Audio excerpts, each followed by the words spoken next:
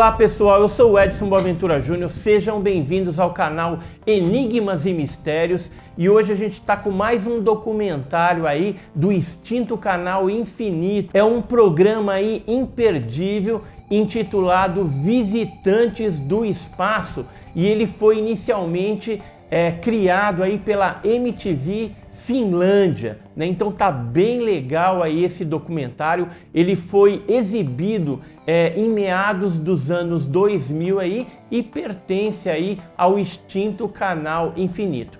Então, sem mais delongas aí, vamos ver esse interessante documentário.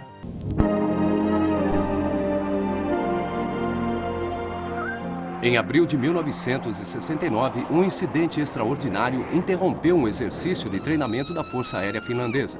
Observados visitantes do espaço, 7 objetos redondos apareceram no céu acima do campo aéreo de Pori, na parte ocidental da Finlândia. Quando um avião de caça se aproximou dos objetos, eles subiram em formação Vantaa, Finlândia, em alta velocidade, dirigindo-se ao norte. Eles voaram a um vento contrário de 180 km por hora. O piloto de aviões de caça, Tarmo Tokeva, recebeu ordens de ir atrás dos estranhos intrusos. Qual foi a sua reação? A única maneira de reagir era apontar o nariz do avião na direção da cidade de Pori e verificar a situação. O senhor poderia descrever os objetos? Eles eram mais ou menos redondos, como bolas, sem extremidades pontiagudas e de cor amarelo claro. Quanto o senhor se aproximou deles? É impossível estimar a distância precisa, porque os objetos não tinham forma exata e não havia pontos fixos para eu poder me orientar. A que velocidade o senhor estima que os objetos estavam quando começaram a abandonar a área? É simplesmente impossível calcular. A minha velocidade era de aproximadamente 700 km por hora e eles desapareceram na direção norte muito mais rápido do que isso. O senhor conseguiu encontrar uma explicação racional do que eram os objetos? É difícil pensar em qualquer explicação lógica.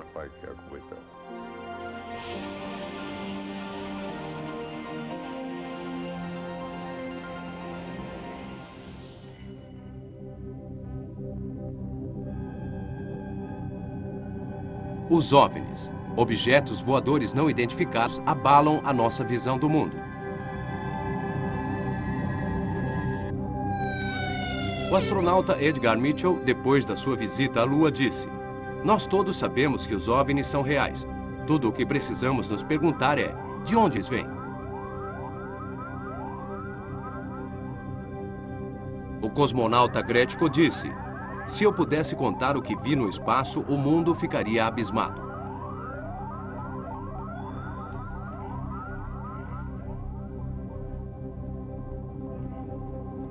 A história mundial está cheia de mistérios. Estruturas, desenhos e esculturas estranhas cujas origens ainda são desconhecidas. Elas poderiam ser indícios de visitantes do espaço?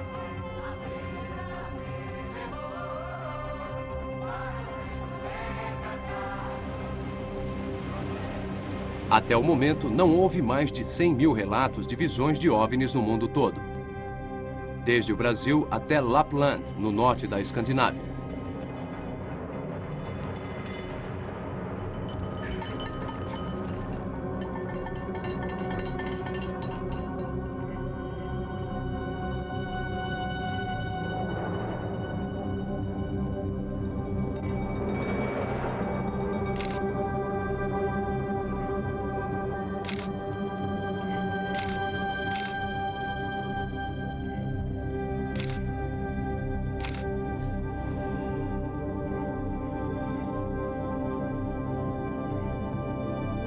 Apesar do sigilo oficial, os pesquisadores do mundo todo coletaram informações detalhadas sobre o comportamento dos OVNIs.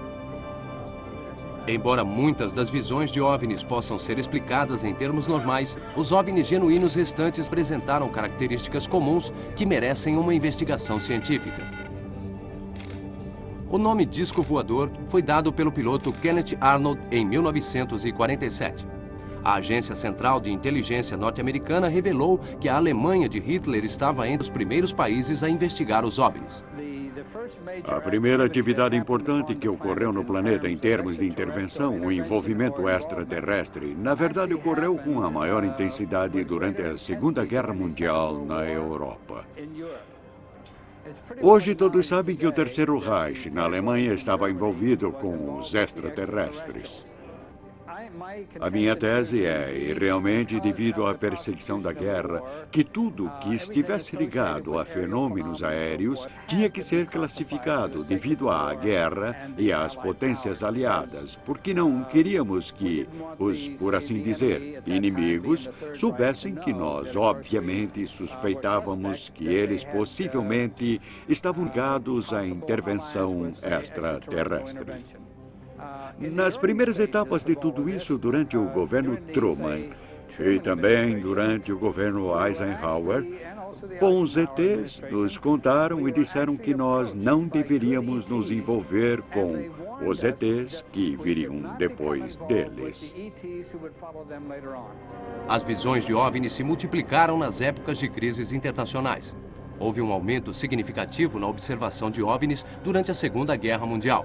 A guerra criou a base para a conquista do espaço pelos humanos e para a destruição da vida na Terra. Virgil Armstrong afirma que os OVNIs forneceram muitas informações técnicas. Eu realmente comecei isso no oratório de Oakland, Califórnia, em 1980, quando dei uma palestra para cerca de 800 pessoas. E o assunto era a conspiração governamental nos OVNIs. Eu vi documentos altamente confidenciais, dizendo que um objeto voador não identificado havia pousado em White Sands, no Novo México. E depois eu, obviamente, acompanhei isso por telegramas.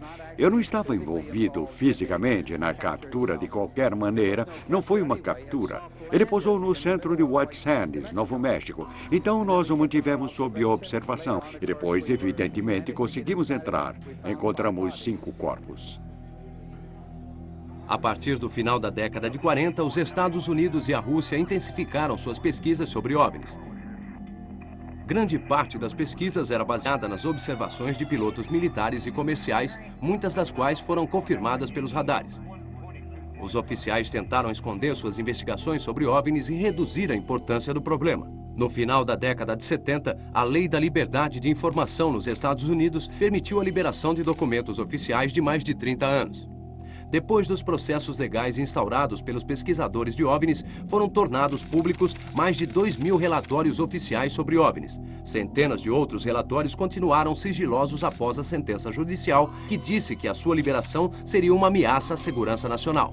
Donald Keyhoe, major da Marinha Norte-Americana, foi presidente da Organização de Pesquisas de OVNIs, NICAP, foi o primeiro a alegar na década de 50 que as autoridades estavam ocultando relatórios sobre OVNIs. Keyhoe tinha em suas mãos vasto material sobre visões de OVNIs por pilotos de aviões. O professor de astronomia Allen Hynek foi, por mais de 20 anos, especialista em OVNIs na Força Aérea Americana. Gerald Ford, líder do Partido Republicano no Congresso norte-americano, propôs a criação de um comitê oficial de pesquisas sobre OVNIs. Edward U. Condon, doutor em física, foi o seu primeiro presidente. Hynek, membro do comitê, observou que os oficiais não estavam dispostos a dizer a verdade sobre os OVNIs. Ele rompeu a colaboração com a Força Aérea e criou uma organização particular de pesquisa de OVNIs. Até hoje, as superpotências ainda estão diante de um mistério não resolvido. Recentemente se revelou que, quando o presidente Reagan se encontrou com Gorbachev em 1985, os OVNIs estavam entre os assuntos discutidos. A Lei da Liberdade de Informação revelou uma série de novas evidências de que uma nave espacial desconhecida havia pousado em Roswell, Novo México, em 1947.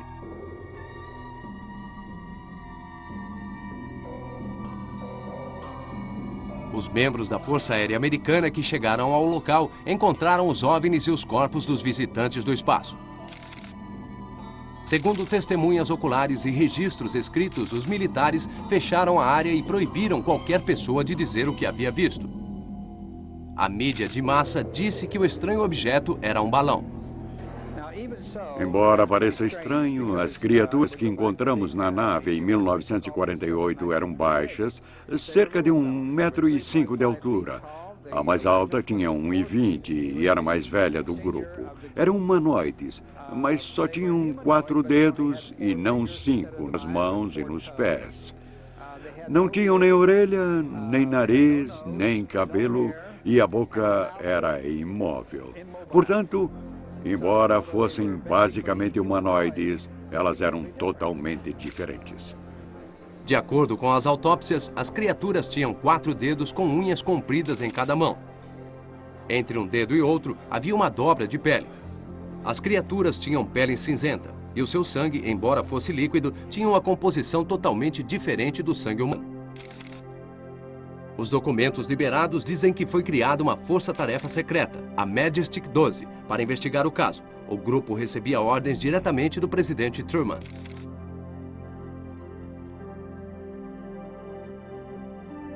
O caso foi examinado em detalhes pelo físico nuclear canadense Stanton Friedman. Acho que o governo norte-americano tem os corpos dos alienígenas em suas mãos. Quer seja o Exército, a Força Aérea, a Marinha, a Agência de Segurança Nacional, eu não sei. Mas tenho certeza de que com a queda de um disco voador em Roswell, Novo México, em julho de 47, eles recuperaram o veículo e os corpos. Existem outras histórias sobre queda de aviões, mas esta foi investigada a fundo.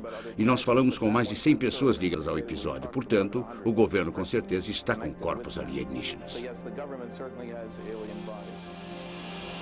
Cidade do Cabo, África do Sul.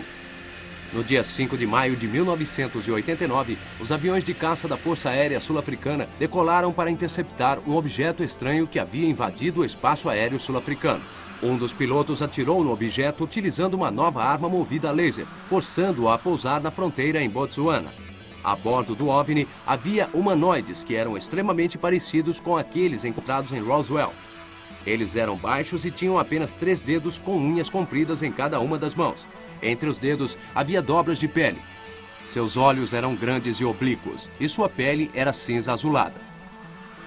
O incidente foi investigado por Anthony Todd, que trabalhou 25 anos como policial. Um OVNI caiu no deserto de Kalahari. E quando as autoridades recuperaram o OVNI, que estava intacto, encontraram 2 seres alienígenas vivos. A nave e as criaturas foram transportadas para a base aérea de Wright-Patterson, nos Estados Unidos. Essas informações nos foram fornecidas por fontes de inteligência sul-africanas. Eu os vi várias vezes. Eu fiquei a cerca de 100 metros de uma dessas naves. Um disco voador enorme, com uma cúpula no topo, com portinholas redondas do lado de fora, luzes coloridas girando na parte de baixo e o objeto todo brilhando. Numa certa ocasião, eu fiz sinal para uma dessas naves e os ETs voltaram para onde eu estava. Eu os vi várias vezes desde então. O primeiro caso aconteceu quando eu era policial em 1978. Desde que fez essa declaração, Todd foi alvo de ameaças e outras formas de pressão. A crença de que os OVNIs são simplesmente truques de luz e que não podem ser estudados cientificamente é errada. Os pesquisadores têm milhares de relatórios de OVNIs que deixaram marcas físicas atrás de si. Em janeiro de 1981, um OVNI pousou no jardim de uma fazenda na França. As investigações feitas pelas Agências Nacional de Pesquisas de OVNIs, a GEPAN, e o Laboratório Agrícola, INRA, revelaram que algo estranho havia ocorrido na vegetação do local onde o OVNI pousou. A sua estrutura bioquímica mudou como se tivesse envelhecido repentinamente. Os investigadores disseram que somente uma radiação nuclear extremamente potente poderia ter provocado um fenômeno desses. Eles também estimaram que a temperatura do objeto alienígena era mais de 600 graus centígrados. O Centro de Pesquisas do professor Hynek tem mais de 3.000 relatórios de marcas físicas deixadas pelos OVNIs. Marcas misteriosas em campos do norte da Inglaterra esquentaram os debates acalorados sobre a sua origem. Um casal britânico conta como viu os desenhos surgindo numa ocasião de muito vento e névoa. Foi, eles dizem, uma experiência de arrepiar os cabelos. Do ponto de vista dos seres humanos, as marcas mais preocupantes deixadas pelos OVNIs são as queimaduras radioativas. A americana Vicki Landrum sofreu várias lesões na pele quando foi exposta à luz cegante emitida por um OVNI em dezembro de 1980 no Texas. Em abril de 1964, um patrulheiro da polícia norte-americana, Lonnie Zamora, seguiu um OVNI e o viu apoiado num buraco sobre 4 pernas. Zamora chamou ajuda pelo rádio. De uma distância de 200 metros, ele observou as criaturas surgindo em roupas brancas e examinando a sua nave, que tinha uma marca estranha, como uma flecha, do lado.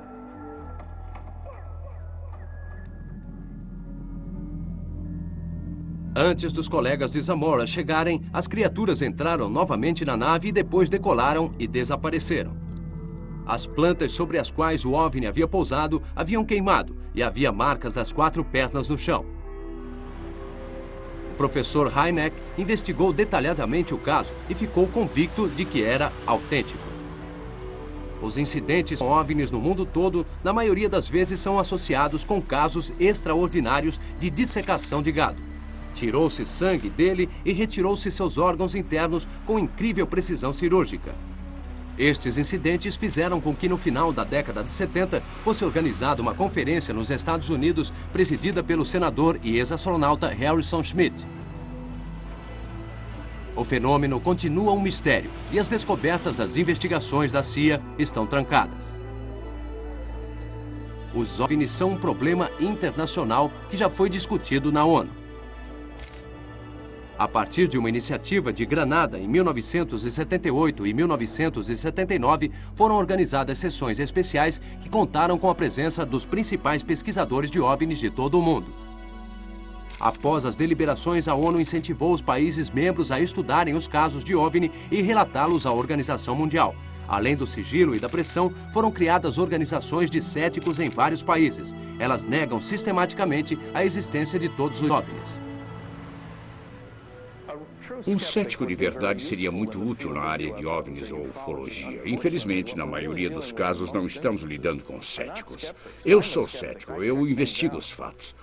Na verdade, estamos lidando com ridicularizadores. E eles aparentemente têm muito pouco a oferecer porque são os verdadeiros crentes. Eles sabem que não têm muito a dizer sobre o assunto e, consequentemente, não lhe dão a mínima atenção. Eles só fazem declarações e acusações. O ceticismo não causa problemas e ridicularizar não é muito útil. Com certeza, o negativista que faz mais alarde é Philip Klass, um ex-editor sênior de aviônica da Aviation Week and Space Technology. Ele e eu brigamos várias vezes.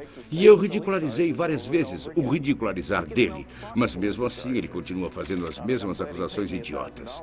Ele não pensa antes de falar. Fico feliz por ele me ter pago $1000 para provar que ele estava errado, apresentando mais de 10 documentos escritos na mesma letra grande que ele disse que não era utilizada na Casa Branca em 53. Ele havia examinado 9 documentos das 250 mil páginas de material na Biblioteca Eisenhower. Conclusões tiradas de documentos de entre 250 mil páginas não podem ser consideradas fundamentadas. Qual a sua opinião sobre o mágico e cético James Randi? James Randi não é um cético de verdade em relação aos OVNIs. Ele é um ridicularizador. No seu livro Flim Flam, ele discute o mapa de guerra de Marjorie Fisher em relação ao caso de Barney e Betty Hill. E a maior parte do que ele diz está errado. Carl Sagan é um tipo de cético diferente. Nós fomos colegas na Universidade de Chicago. Eu não sei por que Carl continua fazendo acusações bobas sobre os discos voadores. Sua acusação mais recente é de que todas as visões de OVNIs, quando são cuidadosamente estudadas, revelam-se ou uma fraude ou um erro. Essa declaração por si só é uma fraude, porque todos os estudos de grande escala fornecem milhares de exemplos de visões que não são nenhum dos dois, que são obviamente naves espaciais extraterrestres inteligentemente controladas. As testemunhas de OVNIs não são só pessoas ignorantes do interior. Entre elas estão pessoas de muito prestígio. O ex-presidente Jimmy Carter, na companhia de mais de 20 pessoas, viu um OVNI em 6 de janeiro de 1969. Na época, ele era governador da Geórgia. No dia 17 de novembro de 1986, um avião de passageiros japonês seguiu 3 OVNIs por meia hora. O piloto, o capitão Kenju Terauchi, um dos mais experientes pilotos das linhas aéreas japonesas, descreveu o maior dos OVNIs como sendo 5 vezes o tamanho de um jumbo. Eles mudavam de velocidade com uma rapidez incrível, e o capitão Terauchi disse que os OVNIs devem ter vindo do espaço sideral. Existem milhares de fotos de OVNIs. Pioneiro polêmico das pesquisas sobre OVNIs, George Adamski fotografou com a ajuda de um telescópio OVNIs na década de 50. Adamski também afirmou que viu humanoides e voou para o espaço sideral com eles. Os céticos apresentaram dezenas de explicações para esta foto de disco voador de Adamski, dizendo que poderia ser o topo de um aspirador ou um cinzeiro. Uma única fotografia não pode ser a prova final, porque os truques fotográficos dão margem a centenas de possibilidades. Os últimos anos da vida de Adamski foram trágicos. Ele foi rotulado de pilantra. Essas fotos foram tiradas por um casal norte-americano, os Trents, no dia 11 de maio de 1950. Os pesquisadores as consideram as fotos de OVNIs mais confiáveis. Alvo de um furor pelo menos igual ao da controvérsia de Adamski foi Eduard Meyer, da Suíça, devido às suas fotos e afirmações de que havia tido contatos com humanoides. Mesmo antes das suas afirmações serem investigadas, ele foi rotulado de embusteiro do século. Meyer afirma ter tido contato com humanoides que foram substituídos em intervalos de 11 anos, o mesmo ritmo das mudanças na atividade de manchas solares. Criaturas da galáxia de Pleiades disseram a Meyer que tinham receio de abordar humanos porque não queriam criar uma nova religião. As fotos de Meyer mostram 5 tipos diferentes de OVNIs. A investigação do caso de Meyer foi chefiada pelo tenente-coronel Wendell Stephens, da Força Aérea Norte-Americana, que estudou o caso dos OVNIs desde a década de 40. Ele tem um arquivo de mais de 3.000 fotos de OVNIs. A questão é, por que eu acho que o caso de Eduardo Meyer é um contato real com OVNI e por que eu aceito essas fotos extraordinárias de OVNIs? Devo dizer que no decorrer da investigação não encontramos um fotógrafo, mas 5 fotógrafos diferentes, todos envolvidos neste caso. Todos eles tiraram fotos da nave espacial e, num caso, 4 fotógrafos tiraram fotos da mesma nave de 4 pontos diferentes simultaneamente. Elas foram tiradas em 4 câmeras diferentes, em 4 rolos de filmes diferentes. Elas foram processadas em 4 laboratórios diferentes, em 4 países diferentes, e todas elas mostraram o mesmo objeto. Fora isso, nós levamos as 4 melhores fotografias, uma para cada um dos casos, para os Estados Unidos, onde as submetemos a vários testes. Foram gastos mais de $60 mil para testá-las por todos os meios conhecidos pela tecnologia moderna.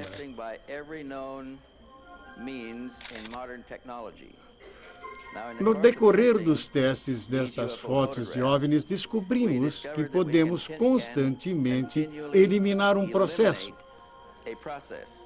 Nós podemos sempre eliminar um processo conhecido como círculos fototécnicos, como processo para forjar fotos.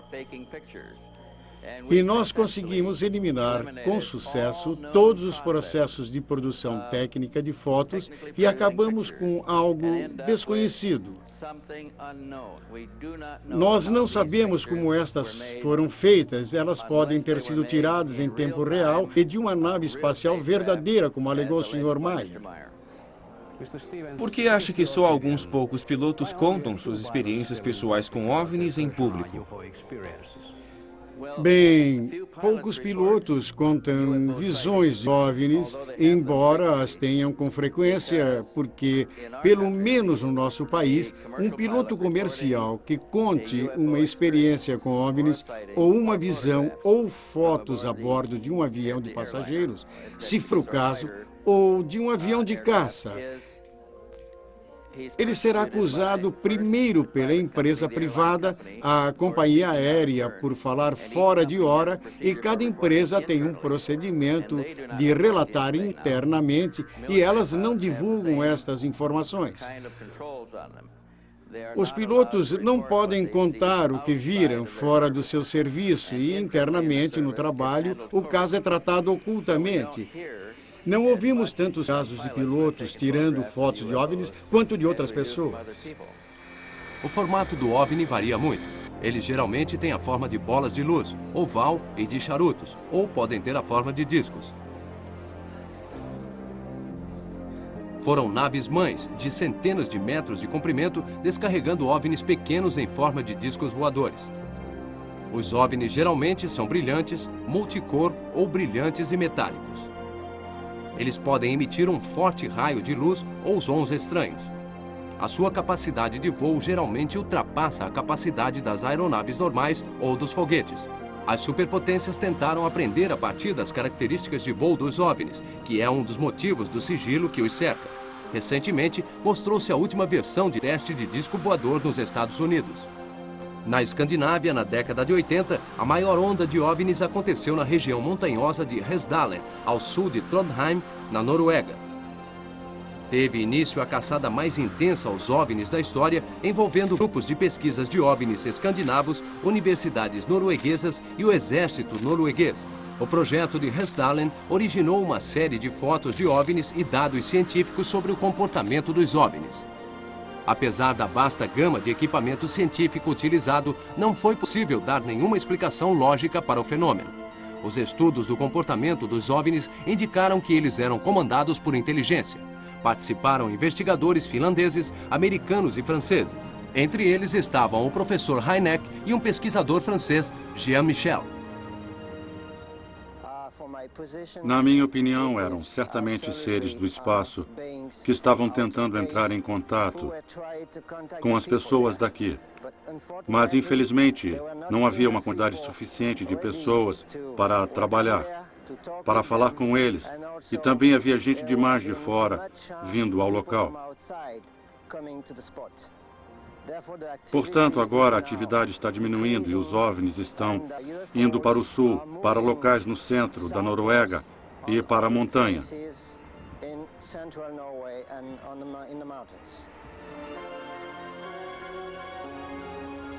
Uma onda de visões de OVNIs semelhante ao caso de Hesdalen ocorreu no distrito de Kuusamo, no nordeste da Finlândia, no início da década de 70. A maioria dos fenômenos estranhos com luz e visões de objetos se concentrou nos declives finlandeses de Isosjoki. Recentemente, foram vistas estranhas bolas de luz na região. Observou-se em várias partes do mundo que as visões de OVNIs são particularmente frequentes nas regiões montanhosas. O motivo pode ser campos magnéticos que os OVNIs provavelmente utilizam para seus sistemas aviônicos. A onda finlandesa de visões de OVNIs na década de 70 inspirou um grande projeto de pesquisa que não teve o apoio dos círculos oficiais ou acadêmicos. Na época da onda finlandesa de OVNIs, nós utilizamos todos os tipos de equipamentos fotográficos disponíveis. Particularmente na área de infravermelhos, nós registramos fenômenos que ainda não podem ser explicados.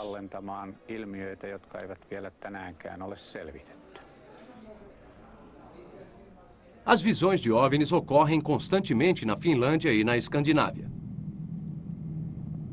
No dia 30 de agosto de 1986, o casal Maila e Kalle Koivunen estava indo para sua casa de verão no fim de semana.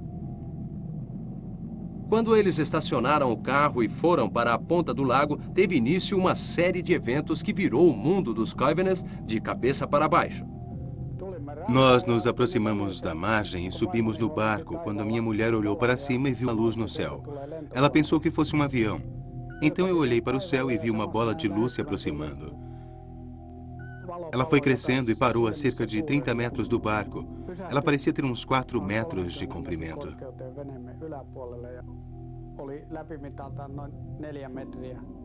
Eu perguntei ao meu marido se era um helicóptero.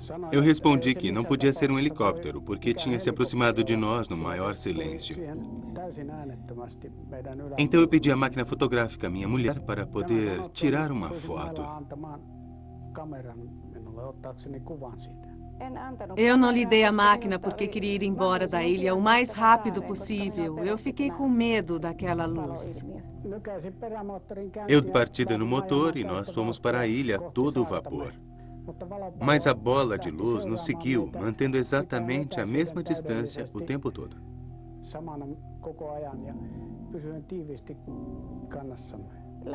À medida que fomos nos aproximando da praia, a bola lançou 3 raios de luz na direção do meu marido, o que me deu muito medo. Eu pensei, agora eles vão nos pegar. Uma coisa surpreendente é que o numerador da minha máquina indicava que o filme tinha acabado, embora eu tivesse certeza que tinha acabado de pôr um rolo novo. Este drama durou uns 40 minutos, o tempo que o OVNI ficou com a gente. Disse que os extraterrestres observados com OVNIs vêm de vários universos e até de várias dimensões. Portanto, eles aparecem para nós de várias formas diferentes. Talvez o tipo físico mais comum seja o de cabeça grande, olhos grandes e mais baixo do que um ser humano. Alguns deles têm uma capacidade incrível de mudar de aparência e a forma de falar. Muitas pessoas que os viram não gostam de falar deles. E para os pesquisadores de OVNIs, eles também são um assunto delicado.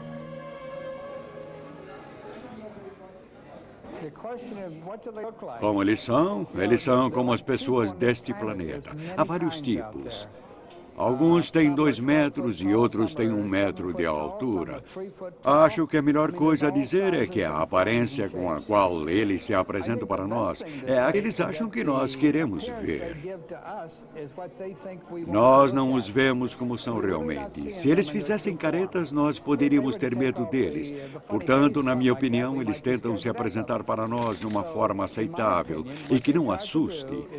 Há também o alto, com cabeça quadrada, e obviamente há outros que se parecem comigo ou com você.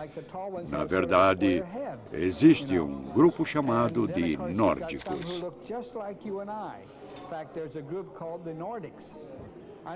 Eu conheço 18, mas há pelo menos 7 mais. Portanto, eu diria que existem no mínimo 25 raças extraterrestres. Suspeita-se que eles podem ter até 26 bases secretas no sudoeste dos Estados Unidos. É bastante. Membros da Força Aérea Finlandesa avistaram OVNIs e extraterrestres, mas muito poucas testemunhas oculares tiveram a coragem de falar publicamente. Entre as experiências mais sensacionais estão as do técnico da Força Aérea Osmo Lien. Eu trabalhei 17 anos na Força Aérea. Parte deste tempo em trabalhos de vigilância aérea. Nós tivemos que fazer vários relatórios sobre os movimentos de objetos voadores não identificados que havíamos observado. Tivemos que dar detalhes sobre a velocidade, o rumo, etc. Os objetos se moviam de maneira bem lógica, tentando claramente evitar nosso radar. Os OVNIs fizeram contato com Osmo Lien pela primeira vez em 1954, quando ele estava caminhando perto de sua casa no sudoeste da Finlândia. O primeiro OVNI com quem tive contato imediato tinha cerca de 5 a 7 metros de diâmetro e uma forma arredondada. Era cor de alumínio. Pairava acima do campo. Meu irmão e eu tivemos que nos jogar num fosso para que ele não nos atingisse. As criaturas apareceram na nossa casa à meia-noite. A hora foi esquisita. O relógio tinha acabado de dar meia-noite e a maioria das pessoas já tinha se deitado. Eu era o único acordado. Abri a porta pensando que eram pessoas da fronteira oriental. Algum jovem que estivesse com o endereço errado. Assim que entraram, ficaram surpresos por eu já estar de pé e disseram que eu era a pessoa que eles estavam procurando. Eles tinham alguns equipamentos com eles. Eu me lembro de um objeto parecido com uma televisão portátil. Eles usaram para mostrar algumas fotos enquanto me questionavam. À medida que os vários assuntos iam surgindo, eles iam ilustrando com foto. Eles também me mostraram eventos futuros. As coisas que eles me disseram, em grande parte, realmente aconteceram. A última foto que me mostraram não era muito bonita. Ela mostrava um acidente no qual eu seria vítima em algum momento da minha vida.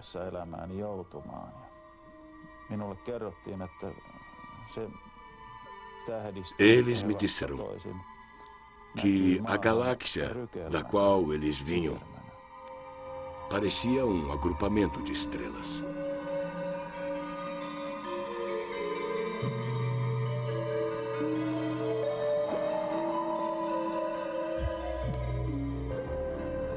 Houve também uma grande onda de visões de OVNIs nos últimos anos na ex-União Soviética, incluindo os países bálticos. Graças à nova abertura nestes países, a pesquisa de OVNIs se tornou muito ativa e internacional. Ocorreram várias grandes conferências de OVNIs envolvendo centenas de cientistas. Em 1989, a notícia do pouso de um OVNI avermelhado em forma de bola em um parque da cidade de Voronezh se espalhou pelo mundo. Da nave saíram criaturas de 3 metros de altura. Uma testemunha ocular teve um colapso e outra ficou temporariamente cega. Na mesma época, ocorreram centenas de outras visões de OVNIs e humanoides em Voronezh. Entre as testemunhas oculares estavam várias crianças. Há algumas semanas, em Voronezh, houve visões e pousos de OVNIs. Eu gostaria de salientar que não foram só estudantes e crianças que estavam observando estes estranhos pousos e visões de humanoides. Seres parecidos com humanos surgindo da nave espacial que havia pousado. Havia uma grande quantidade de testemunhas confiáveis entre os adultos também. Parece que no momento há uma nova onda de visões de OVNIs na Rússia. E eu calculo que a quantidade esteja aumentando.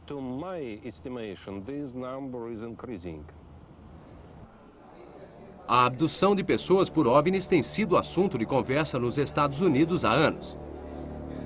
Entre os primeiros casos de abdução, bem investigados, está os dos pescadores Charles Hickson e Calvin Parker em outubro de 1973. Quando escureceu, um objeto de 30 metros de comprimento pousou perto dos dois homens. Dele saíram criaturas extraordinárias. Elas tinham cerca de 1,5 metros de altura, não tinham cabelo e mãos de turquês. Hickson começou a bater na água com seu anzol. Parker desmaiou em seus braços. Eles foram anestesiados e levados para a nave. Quando eles relataram o incidente, a polícia ainda estavam histéricos. Uma conversa gravada secretamente na delegacia entre os dois homens indicou que eles realmente achavam que tinham sido sequestrados por um OVNI.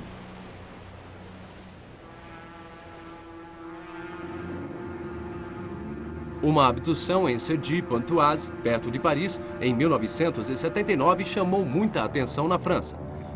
No final da madrugada, 3 jovens rapazes viram bolas de luz e um deles, Frank Fontaine, desapareceu misteriosamente. Fontaine reapareceu uma semana depois. A polícia investigou a fundo o incidente, mas não conseguiu encontrar uma explicação lógica para o que havia ocorrido. A hipnose revelou que ele havia estado em contato com um humanoide chamado Hariel, que lhes alertou sobre uma ameaça de destruição do mundo. O norte-americano Bud Hopkins recentemente investigou centenas de casos de abdução. Devido à perda de memória frequentemente associada a esses casos, Hopkins utiliza a hipnose nas pessoas envolvidas. Em termos de encontrar novos casos de abdução, eu me deparo com eles diariamente. Pessoas relatam novos casos. Às vezes, eles só são novos porque as pessoas não se lembraram deles antes. Mas, em outras palavras, pode ser um caso antigo do qual eu estou sendo informado pela primeira vez. Eu também me deparo com incidentes de abdução bem recentes. Há um no qual venho trabalhando, que ocorreu no final de agosto. Um outro em junho e assim por diante. É um fenômeno que continua ocorrendo. Não há motivos para afirmar que essas abduções se concentram nos Estados Unidos. Elas são um fenômeno mundial.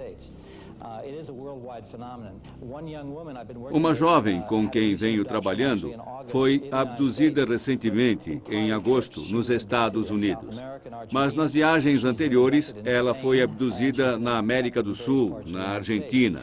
Ela foi abduzida na Espanha e em várias partes dos Estados Unidos.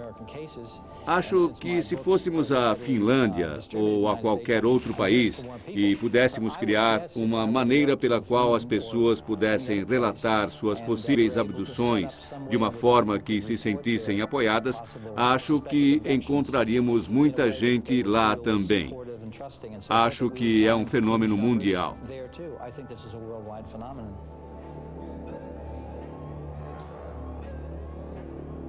Uma quantidade cada vez maior de casos de abdução está vindo à tona na Finlândia também. Um dos casos se refere a Aino Ivanov. Devido à sua perda de memória, ela foi hipnotizada. Parecia que seu carro tinha subido até uma nuvem no céu. Como várias outras pessoas de contato, Aino Ivanov é paranormal. Eu estava voltando para casa de uma escola onde leciono depois da meia-noite. Quando o carro cruzou esta ponte, vi uma parede de neblina e algo estranho aconteceu. O carro começou a sair do chão, ao que parecia uma velocidade estonteante. No início, estava totalmente escuro. Depois, eu entrei num campo de luz azul brilhante. O carro cruzou este campo e, depois então, entrou novamente na escuridão. Daí então eu consegui ver pontos brilhantes de luz. E o carro pousou numa superfície estranha. Eu olhei em volta para ver em que tipo de lugar eu tinha chegado. O carro estava numa depressão no chão, com montanhas de um lado. Eu olhei para o chão. Era de rocha vermelho ou cascalhos. E eu notei que ele tinha grandes fendas, algumas de 5 centímetros de extensão. Eu pensei, as pessoas não podem viver aqui porque não há água. Depois eu notei pessoas descendo a montanha à minha esquerda.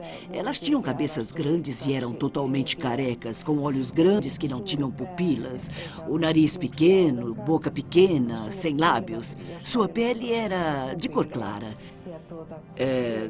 Na primeira viagem, foram tiradas 5 amostras do meu braço direito. Cada uma delas com espaços de cerca de meio centímetro. Essas marcas aqui são a prova.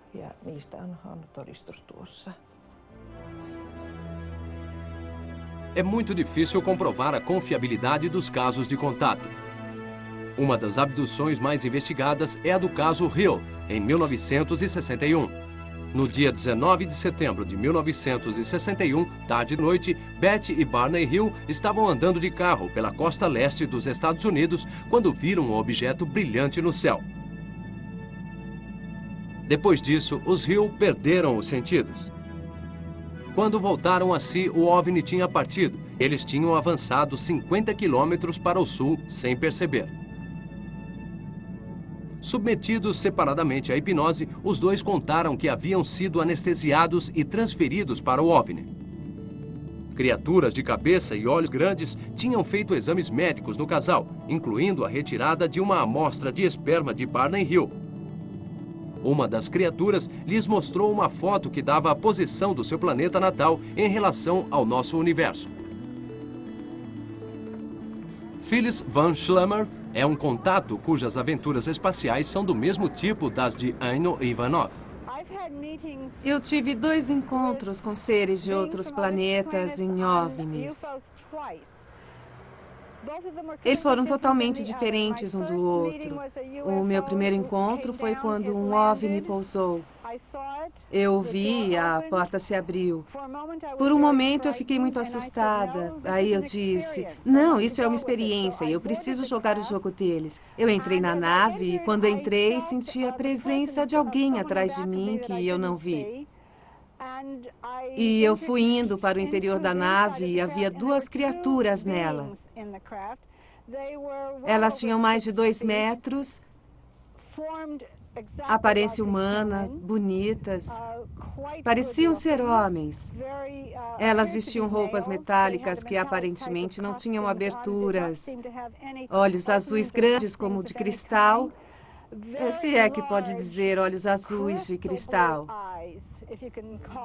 Certo dia, vários anos depois, apareceu um ser espacial em meu escritório e ela era muito parecida com os 2 ou 3 seres que eu havia visto na nave.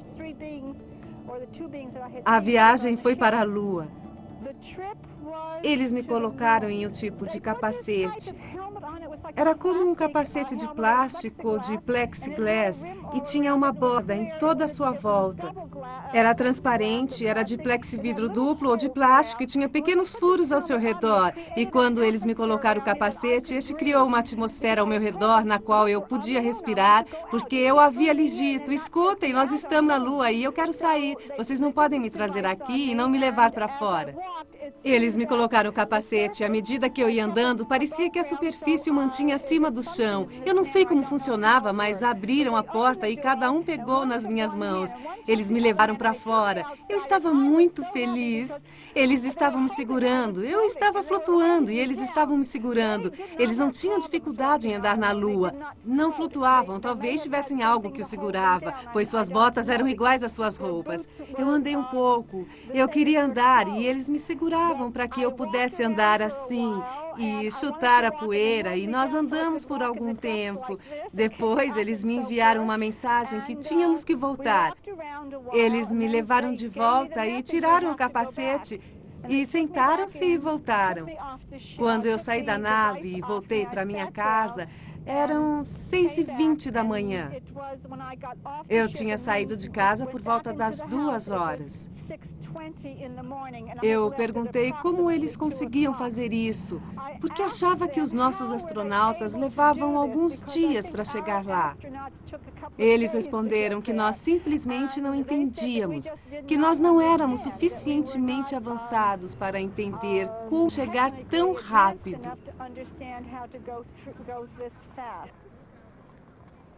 Quando se avalia casos de contato, é preciso lembrar que as experiências são descritas sob hipnose ou como fenômenos paranormais. O doutor e parapsicólogo Rauni Lena Lukanen teve um contato com OVNI sob hipnose. A experiência sob hipnose foi feita de uma maneira que induziu um fenômeno extracorporal, o que resultou no meu transporte para um OVNI. As pessoas naturalmente dizem que é só imaginação. Para mim é realidade total e foi extremamente interessante ser examinada dentro de um OVNI, como numa cirurgia, e encontrar um tipo de ser que nunca havia visto antes. Eu consegui observar 3 ou 4 extraterrestres pequenos, com cerca de 80 centímetros de altura, e eu não sabia se eram homens ou mulheres. Pode descrever como esse desligamento do seu corpo, que afirma que aconteceu, pode ter ocorrido? Como encontrou esses OVNIs? É um fenômeno parapsicológico que tem sido muito investigado.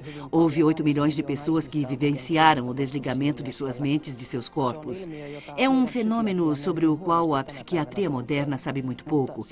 Mas quando ocorre, a pessoa sente que a consciência se eleva acima do corpo e pode ir para qualquer lugar. Minha consciência aparentemente foi para um OVNI. Qual é exatamente o elo entre a parapsicologia e os OVNIs? A parapsicologia é uma ciência que estuda os fenômenos sobrenaturais e muita gente acha que os OVNIs são sobrenaturais.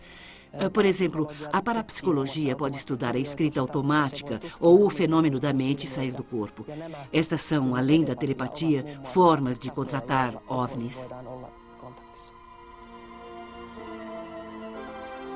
A América do Sul, principalmente o Brasil, esteve por muito tempo entre as áreas de OVNIs mais ativas. A abdução do advogado brasileiro Antônio Vilas Boas é uma das histórias de OVNIs mais surpreendentes. Se o caso não tivesse sido investigado extremamente a fundo, poderia facilmente ter sido descartado como ficção científica. No dia 15 de outubro de 1957, Antônio Vilas Boas estava arando sua fazenda quando um objeto de 10 metros de comprimento pousou perto dele. Para sua surpresa, 4 criaturas com capacete saíram do OVNI. Eles o pegaram pelo braço e o levaram para a nave. Ele foi submetido a experiências médicas que atingiram o auge quando uma mulher quase humana entrou no recinto. A criatura se despiu e Antônio a achou extremamente atraente. A mulher convidou Antônio a ter relações sexuais com ela. O intuito era cruzar um humano com um alienígena. Posteriormente, os extraterrestres voltaram para lhe mostrar um pequeno ser, seu filho. Betty Andreasson, uma americana de pai finlandês, se encontrou pela primeira vez com extraterrestres no dia 25 de janeiro de 1967. Os seres entraram na sua casa e anestesiaram sua família. Eles levaram Betty para um OVNI que viajou para um lugar totalmente desconhecido, do qual Betty se lembra apenas de fragmentos. Os investigadores de OVNIs com hipnose fizeram Betty voltar à época de sua experiência com OVNIs e ela conseguiu relatar a sua viagem em detalhes.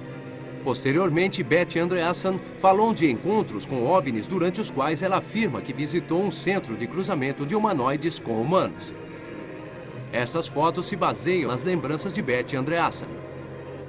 Em alguns casos de abdução, as pessoas sequestradas ficaram com a impressão de que os objetivos das experiências de cruzamento não são necessariamente desenvolver a humanidade. Talvez o abducado mais notável é o autor norte-americano Whitley Strieber.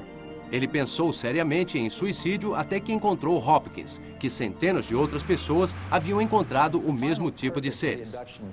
Ainda não se sabe qual é o objetivo final das abduções.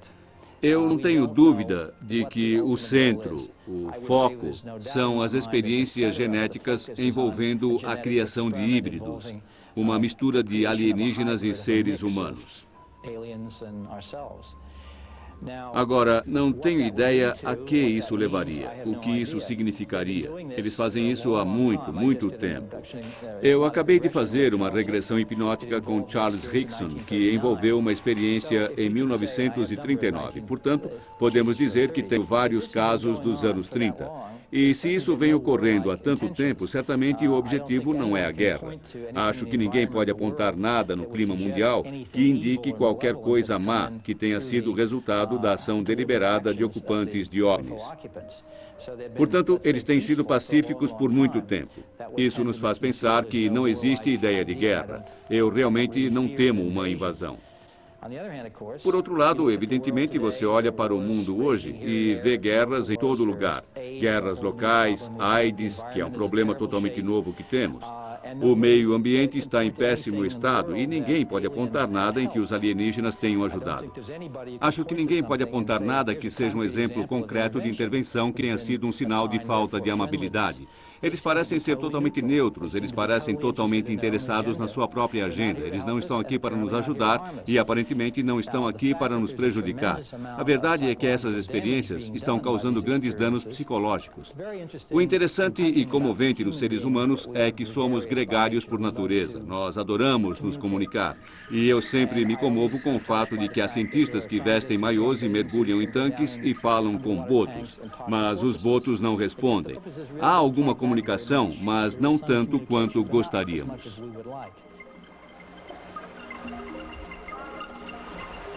Os pesquisadores de OVNIs frequentemente compararam o relacionamento entre seres humanos e baleias com o relacionamento entre os humanoides e os humanos. Nós sabemos que as baleias têm um cérebro tão grande quanto o nosso. Pode ser que a cautela mútua e a comunicação limitada provenham do mesmo motivo em ambos os casos. É nossa função ensinar as baleias. Os golfinhos comandam a água, um dos elementos básicos do mundo, de uma maneira muito melhor e mais harmoniosa do que os seres humanos. que durante toda a sua história destruíram a sua própria espécie e neste exato momento estão ameaçando a vida de todo o planeta. Acho que existem vários motivos diferentes para os alienígenas se interessarem pelo que está acontecendo na Terra, e um dos meus trabalhos tinha 25. Mas acho que o motivo mais importante para qualquer civilização alienígena se preocupar conosco é que no final da Segunda Guerra Mundial ficou perfeitamente claro que os terráqueos logo iriam para as estrelas devido às bombas atômicas, foguetes e radares potentes. A nossa nova tecnologia nos levaria às estrelas dentro de uma centena de anos, o que não é nada na escala de tempo cósmico. Portanto, se supusermos que os alienígenas estão preocupados com a sua própria sobrevivência e segurança, esperaríamos que eles investigassem nossas sociedades primitivas na vizinhança local e nós, certamente, do ponto de vista deles, somos uma sociedade primitiva cuja atividade mais importante é a guerra tribal. Portanto, acho que eles estão vindo aqui por interesse próprio, para assegurar que nós não lhes levaremos o nosso tipo de amizade que eles chamam de hostilidade. Sr. Friedman, poderia nos dizer por que somente alguns cientistas estão interessados na pesquisa de OVNIs? Acho que existem mais cientistas do que o senhor imagina. Eu conversei com vários grupos profissionais sobre OVNIs e descobri que há muito interesse. Porém, acho que o maior problema é que a maioria dos cientistas está a par de estudos científicos de grande porte que os levaria a pensar que a maioria ou alguns dos OVNIs são verdadeiras naves espaciais. A maioria gostaria de se juntar a mim, mas a maioria tem emprego e eles se preocupam com o ridículo. As risadas são verdadeiras.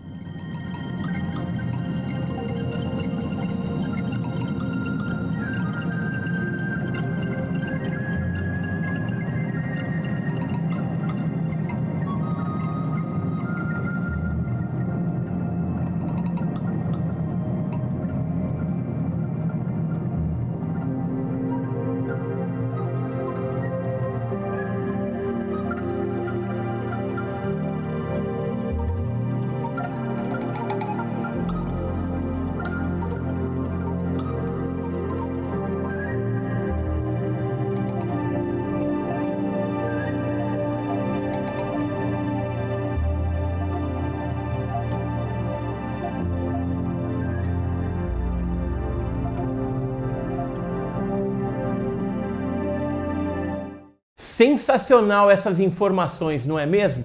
Eu queria pedir para você aí, encerrando esse vídeo, se você não é inscrito, se inscreva no nosso canal, nos acompanhe aí nas redes sociais. Se gostou desse vídeo, clica no joinha e depois deixa aí os seus comentários, porque é muito importante para nós. E até o próximo programa com o Edson Boaventura Júnior.